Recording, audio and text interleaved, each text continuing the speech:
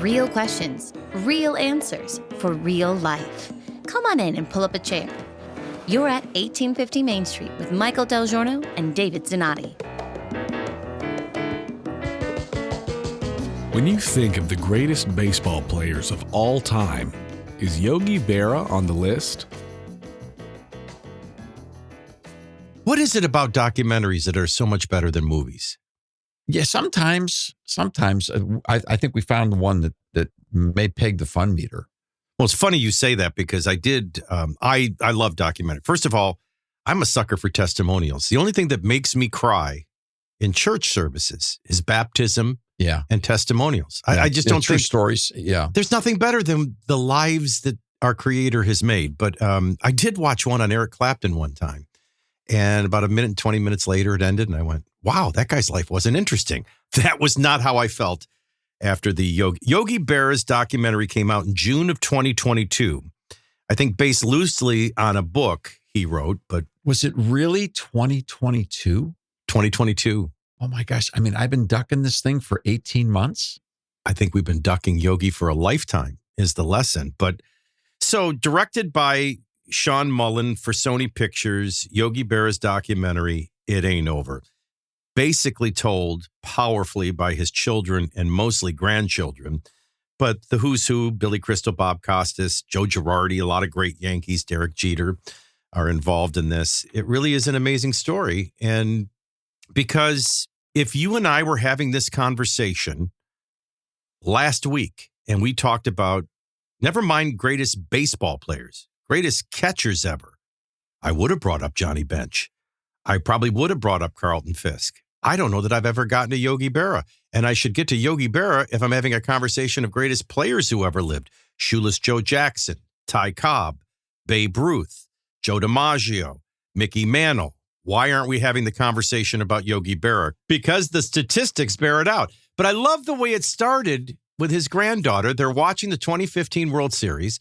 There's Joe Buck over the PA, basically saying, now, ladies and gentlemen, the 4 greatest baseball players who ever lived that are still alive. And then they introduce Willie Mays, Hank Aaron, Sandy Koufax, and Johnny Bench. And his granddaughter turns to Yogi and says, hey, Gramps, are you dead? Are you dead yet?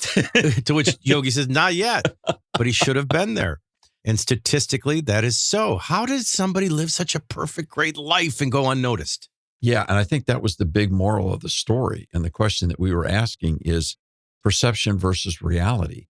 And how could someone whose life accomplishments were so superior to virtually anyone else that ever touched the game of baseball go largely unnoticed and virtually forgotten? And he only passed away a few years ago. So you stop and you think about that. And that's the big story of this piece is, how did everybody miss this? Well, because when he died, I remember what I was thinking. Oh, Yogi Berra, what a great guy. Or Yogi Berra, what a funny guy. Oh, all the Yogi-isms. But I didn't think Yogi Berra, one of the greatest baseball players who ever lived, died. Wow. Okay, so does anybody have more World Series rings than Yogi Berra? No. Nobody. A lifetime batting average over 300.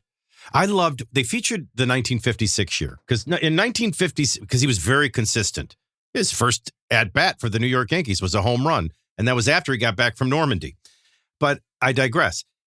In 1956, he bats 328, 28 home runs, 120-something RBIs, 12 strikeouts. Now, you play baseball just like me. That's crazy stuff. And crazy. We were both catchers. Yeah. And we were both relatively low to the ground. Me even lower. Some might have described us at some points in our life round. And we were defined as round. Now, Yogi Berra is defined as round. How do you define someone as round? Well, first off, it helps if they were raised in a steel mill town or their relatives were. And they basically wear a size 48 or larger jacket because that's how much shoulders that they have and chest, but they may wear a 32 or 34-inch pair of pants. It's just one of these things where they're kind of like round and, for the most part, very slow. So they play catcher. They don't play center field. Well, that's the old Sandlot definition. Most people who really know the game, and when you get to about high school, it really kicks in. That's your most athletic player. That's your smartest IQ on the field. That is the quarterback of baseball. This is the guy. Before stats, this was something that came up in the documentary that I thought was powerful.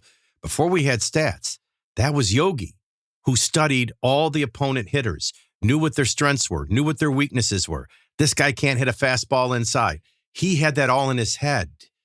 For a guy that didn't have any higher education, smartest guy in the baseball field, Whitey Ford will tell you, was always Yogi Berra. Well, what's interesting too about the game of baseball is it can be a very boring game to play unless you're the pitcher or the catcher. Well, it's the only one that's involved in every pitch. I wasn't good enough to be a pitcher, but man, I tell you, I was in on every play as a catcher. I mean, and not only are you in on every play, you're in on all the signals, you're in on the whole situation, and then when you get done, and when you're on the bench waiting to hit, you got people asking you about what you're seeing from the opposing pitcher. So it was an interesting position, but it tended to have a lot of round, slower Italian people playing it when we were growing up. Well, I remember we had, I was 13 at the time, so I don't remember what that was, if it was senior or what it was, whatever the high-end Little League was. It wasn't quite Metro Ball. That wasn't until 14 years old. But we had a pitcher. I remember he was like from South America, and he threw underhand, and he threw very hard. I mean, I'm talking about a 13-year-old that was probably seemed much harder, but I think he was throwing in the 80s at 13, which is pretty extraordinary. That was the good news. The bad news was he had no control. And you get in the course of a game, foul balls off the inside of your thigh on a cold day. Off your thumb. The thumb. But this guy kept throwing it in the dirt. Well, and by the way, can we talk about the knees, being able to get into a catcher's position? You know what? That never bothered me in my youth. I could sit in a catcher's squat for hours and not feel it. In fact, my thing was I'd always I'd catch it, fall to one knee, and I would actually throw it back to the pitcher on two knees. Doing it now, I can't get back up. It's like I'm paying for like concussions. I'm paying for it later in life. Back then, I was most comfortable in my equipment behind the plate, and there was no greater feeling than being in the on-deck circle with still your shin pads on and nothing else loosening up because maybe you'll hit. And then no worse feeling than catching a foul tip right in the mask. It jarred the teeth out of the back of your head. But in any case, now we're making it about us. Let's make it about Yogi. Yogi was a remarkable baseball player with a remarkable history, a remarkable story, coming up virtually out of nowhere, coming up on the Hill in St. Louis, which is the communities that are known. There's still Little Italy communities all over the country. That one's still there. And he grew up directly across the street from Joe Garagiola, which, by the way, is just remarkable. These two figures who I wouldn't even have placed from the same era. Would you have? I wouldn't have. No, I don't know. You don't think about it that way. I felt like Yogi was older, right? So they knew each other since they were 3 years old, lived right across the street from each other. And Joe Garagiola tells the story. Most kids, and this is true, and I think this way. When you're at a high school, you're looking at the best baseball players from Little League and a bunch of neighborhoods that converge in a high school. Now you got the best in high school. Now to go play at college, now you're looking at the best players at all high schools playing at colleges. And then when you get to the minors, you're looking at all the best college players and those few rare ones that are signed. And it just gets better and better. And then Joe Garagiola says, I started out, I wasn't even the best guy on my street because I had to live across the street from Yogi Berra. It was a great line. So think about this in the era of technology now and in the global expansion of sports. Now it's the best players in the whole world in the minors and the majors. But back then when little round Italian guys could play up on the hill in St. Louis, they were playing baseball with bottle caps and broomsticks.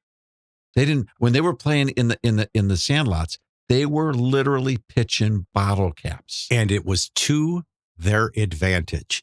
In fact, Yogi, everybody was in awe of what we call great hands. The hand-eye coordination and getting the bat on the ball. That's how you go through an entire season and only have 12 strikeouts. This guy didn't miss much. Well, because he thought a baseball looked like a watermelon compared to hitting bottle caps. Yeah. Have you ever done it with bottle caps? Yeah. And Steve Largent tells us. It's insane. There's a scientific name for this ultra focus. When Steve Largent was going out for passes, Jim Zorn would be throwing. The ball could be going 45, 50 yards in the air. He's not looking at a ball. He's looking at the seams at the head of the ball rotating. Yeah. because if he can see that, he's not going to miss the ball. But I think that's the impact that those that played street ball, stick ball, even more so than wiffle ball, it was a distinct advantage. Yeah, I mean, we used to play with the tiny little wiffle ball, the golf wiffle ball on a broomstick. That was our game because they didn't crack as much as the other ones, so Right. you didn't have to keep replacing them. Yeah, later in high school, I had a coach that actually knew to do that. Sit there and throw you really small ping pong balls at a very high speed, because if you get the bat on a ping pong ball, the baseball is going to then look huge, not small. But think about this. This guy who nobody thought was a great home run hitter, one season had 28 home runs. He hit a couple of them out of Yankee Stadium onto the street. He's a left-hander. And then one year he actually had only 12 strikeouts the entire season. Yeah, it's insane. How do you do that? A career 300 hitter, a catcher with over 300 home runs, stolen bases, did it all. I thought what was fascinating was that Yogi was always a shortstop. Gets to the majors, they put him in a catcher because he's so small. And he was not a good catcher the first 2 years. That one coach worked with him, and he had the work ethic. He was a great hitter. They were like, what are we going to do with this guy in the field? So they put him in a catcher, and then he became a great catcher. Then he became a great leader of a Yankee team full of leaders. It's halftime here at 1850 Main Street. Time to freshen up that cup of coffee. You can start every morning off right by listening to Your Morning Show with Michael DelGiorno. Tune in to stations across America and online at the free iHeart mobile app. Get a head start on the big stories of the day every day with Your Morning Show on the iHeart Network.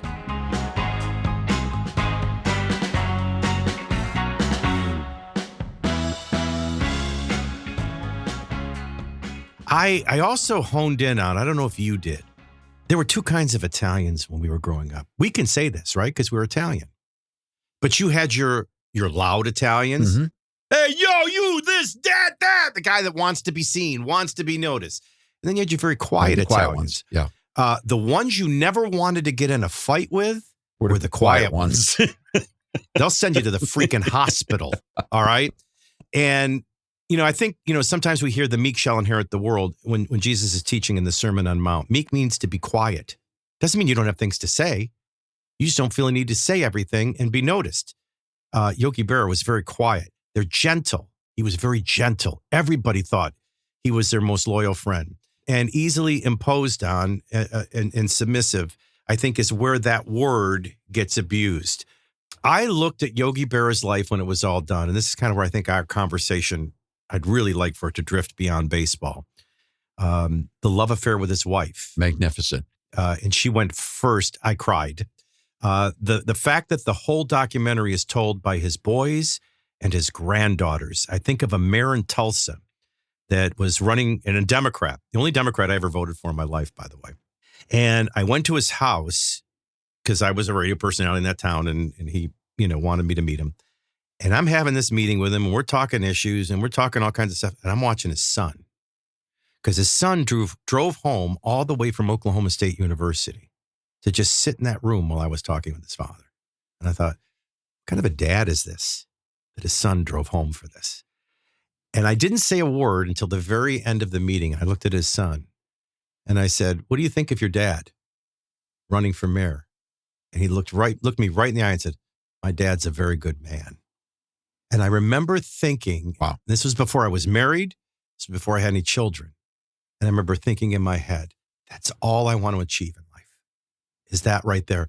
That's Yogi. I think if Yogi were alive and knew this documentary wasn't done by Billy Crystal, wasn't done by Bob Costas, wasn't done by New York Yankees or any Yankee announcer, that his granddaughters held their grandfather up in pride and say, don't miss this great life that was lived. This guy wasn't a clown. He was the greatest baseball player, the greatest husband, the greatest father, the greatest grandfather. I don't know about you, but I get real soft fast. It was a tremendous tribute to family and to faithfulness. Part of that word meek, and when Jesus said the meek shall inherit the earth, Moses is described as meek. Now, what does that really mean? What it really means is obedience. Yeah. It really means faithfulness. And boy, Yogi Berra was a faithful man. I think we all got choked up when we got to the end of his dear wife Carmen's life, and the kids all said they never expected that she would die before him. And while she was in her hospital bed, and he was pretty infirm himself at this point in time, he walked down the hallway to see her in it was in her bedroom. She was in her bed, and everyone knew it was close to the end. And the granddaughter says, "I heard my grandfather I guess I can't even in his 25-year-old voice say, 'Hey, Carm, let's get out of here and go get a drink.'" And her response from her deathbed was, "Sure, Yogi." And then she died like an hour later. And she died an hour later. It was the last. Never spoke another word. That's the last thing anyone ever heard her say. That whole life. And by the way, she was a good-looking waitress in a place he used to go, and he used to take other players there. And they were like, Yogi, this place is, because at that time that was expensive. I mean, it was probably $10, but that was like going somewhere for $200. And he kept going and taking all his friends. Well, he wanted to see her every day. And they kept saying, "Man, you're going to go broke. And this is a long shot. She's way too good looking for you." You always talk about how presidents today have to look a certain way and talk a certain way.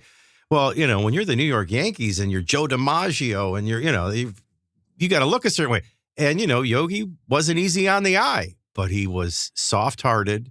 He was a wonderful human being. And of course, she fell in love. Yogi was probably the homeliest guy in the neighborhood, and he got the most gorgeous girl in town. And built a beautiful, beautiful family. You think about back to baseball with Yogi. This is a guy who's got pictures with Babe Ruth and pictures with Hank Aaron. This is a guy, just in Yankees legacy alone, this is a guy who played the game with some of the greatest people who ever played. We're talking about Lou Gehrig and Joe DiMaggio and Mickey Mantle and Roger Maris. Yogi Berra was always there. Can I pick my favorite baseball moment? Sure. Because I think I keep getting back. I know where you got to go on this one. No, it was, so Yogi, well, first of all, I got to tell you the longer version. The longer version is he grows up across the street from Joe Garagiola. He's the best player in the neighborhood. Back in the old days, that meant something. All right, so they have a tryout for the St. Louis Cardinals. They both go try out.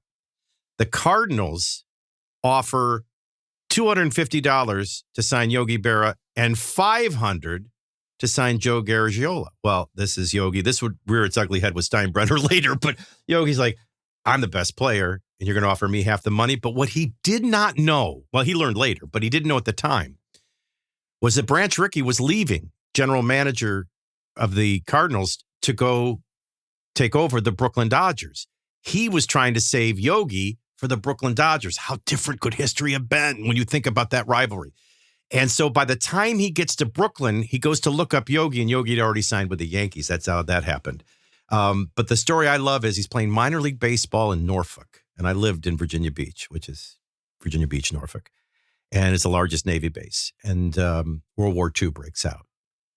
Just takes his cleats off, walks into the Navy, doesn't even know how to swim.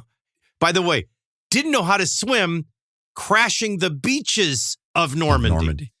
And joins the Navy, and he was there for D-Day. And in fact, one of his jobs was the next day, once they secured the beach, a guy that doesn't know how to swim, arguably the greatest baseball player ever lived, certainly the greatest catcher that nobody noticed, is out gathering bodies. I think that says everything about this man.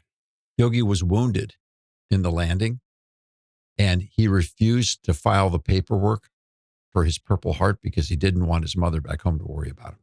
That tugs in an Italian heart too. So this is the kind of guy we're talking about.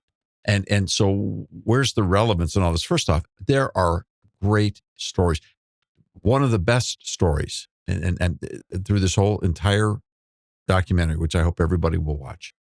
And I don't even know who put the pieces together. I mean, I know it was Sony and everything else. I don't know what the points and the back ends and who's going to make what if you rent it for $3.99. This has nothing to do with money, nothing to do with product hawking for anybody. This is a story that should never be forgotten because Yogi Berra was behind the plate when Larry Doby, the first black player who came up in the system in the major leagues, came in through the Cleveland Indians. And he was there when number 42, Jackie Robinson, came up and broke into the big leagues. And in both cases, the testimony of the men from black Americans who were there and who know the stories, the same thing. when they got to the home plate for the first time in Yankee Stadium, standing there with Yogi Berra behind the plate, he welcomed them by name. And he said, welcome to the major leagues. And that affirmation and acceptance went a long way. Both of them said, yeah. Of course, obviously Jackie's gone, but his family member said that was noticed and there was a friendship. Of course, the best story of all to the day he died, he got over the one grudge was George Steinbrenner, which by the way, that was the worst cry. When the female announcer, and I can't remember her name from WFAM, because the whole time you're thinking, all right, why were the Yankees? Why was George Steinbrenner and the Yankees? It was so important to get Yogi back into that stadium because he refused to go for many, many years after the way they treated him. After the way Steinbrenner treated him. Disrespected him.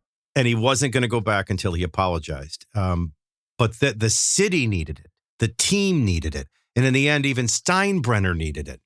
And they worked that out. The one that he never worked out to the day he died is he really firmly believed that Jackie Robinson was out when he stole home plate. You and I both have looked at it. Now we can break things down digitally. I don't think there's any question Jackie Robinson was safe, but to the day he died, he would never acknowledge that. Just for fun, I'm taking Yogi's side. I say he was out anyhow.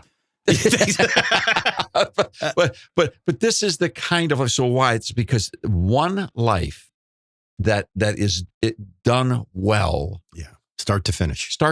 In faithfulness. I'm not a perfect man. We know that. But a model worth looking at and learning from, who spans this huge gap of modern history and all the personalities of it. The man was given, Yogi Berra, the little Italian guy from St. Louis, was given the Presidential Medal of Freedom by Barack Obama. His son had to accept that he was gone already. That's unfortunate. What are the odds of that happening? What are the odds of that happening? And we could go on. There's so many spoiler alerts. We shouldn't do this. But to everybody to get the film, to watch the film, because I think one of the things that touched me the most was the one black commentator who contributed to the piece, talking specifically about Yogi and his relationships with Jackie Robinson and with Larry Doby, made a comment of, somehow I feel when I revisit his life, it was a better time in America. Maybe not for everybody, but it was a better time. It was a kinder time. Yeah, because she was basically saying it certainly wasn't better for women. It certainly wasn't better for blacks. We were in the civil, that was even prior to the civil rights movement. Yet there was still something better about that time. Well, people were certainly better to each other. But I actually, the point, I never did finish the story about the point that made me cry too, was the female announcer from WFAN. And what she pointed to was, it was important because we take, and I think this is probably extra special for Yankees. No offense to Cub fans, Cleveland Indian fans, but for the tradition that is the New York Yankees, it's important for these legends to come back. And she said, when Yogi finally came back for Legends Day, she said what moved her most is she could see all these dads pointing to the kids who had no idea who these old men were. Remember how old they used to look when we'd see them when we were kids? And you could see the dads all pointing. And and immediately in a flash, I think of my dad sneaking me out of school. Oh, and it was so cold. But it was mid-September, right before the end of the season. And Dad let me skip out of school so we could go watch Maury Wills play his last game. Now, I was living in the era of Glenn Beckert and Lou Brock. Maury Wills was just a guy with a really weird white streak of gray in his hair. But Dad knew Maury Wills, and Dad pointing and telling me all about him. And, I do that to this day with my son, Nicholas. I point, you can't imagine. Like when I try to explain to him what Wayne Gretzky was like, it's like nobody you've ever seen, That's baseball. It was just a beautiful story. It was a beautiful love story with Carmen. It's the ultimate victory to have your boys and your grandchildren. We didn't even tell the story of his son, but it's going to move you. Who I didn't even know was his son. I remember watching him play for the Pittsburgh Pirates. Del Berra, yeah. But just a humble man who did great, great things. And we didn't notice it because Yogi never lived his life within himself. It was always about others. And I think that, for me, captured that meekness that I wish I had. Well, and I think there's a microcosm of reality here that this is important, and it's kind of the moral of the story. There are at least a dozen in this beautiful piece about a whole family of wonderful lives. But when you look at the mechanisms, the behaviors, the practices that have advanced America as a culture of common care, of respect for each and every individual, you can never minimize the power of organized athletics and how important they have been over the years to bring people together, rooting for a common cause, an innocent cause, a simple victory on the ball field, and doing it together. There's nothing like that model. And it's not just baseball, right? Remember after Katrina, the blocked punt against the Atlanta Falcons, it went along. This is a Superdome Football, where people basketball. were dying and then, reunited the city and gave the city pride. There's a lot of great lessons. There's nothing like kids playing wiffle ball on the street together. Or in the backyard. Just don't use all the flour up to be the chalk around a whole plate. You'll get grounded. Final praise for this documentary. David, who do you think the greatest catcher who ever lived was? Now I know. Yogi Berra. On one hand, if you had to count the greatest baseball players, does he make it? Based on the number of rings on his fingers, you could never count him out. That's a good documentary. I think the Grand Girls did good.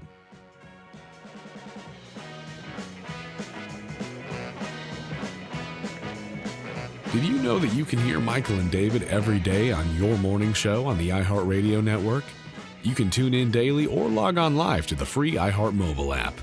Get a head start on the big stories of the day every day on your morning show. Then join us here where the conversation continues. Subscribe today so you don't miss a minute and visit 1850mainstreet.com to find out more. We'll see you next time here at 1850 Main Street.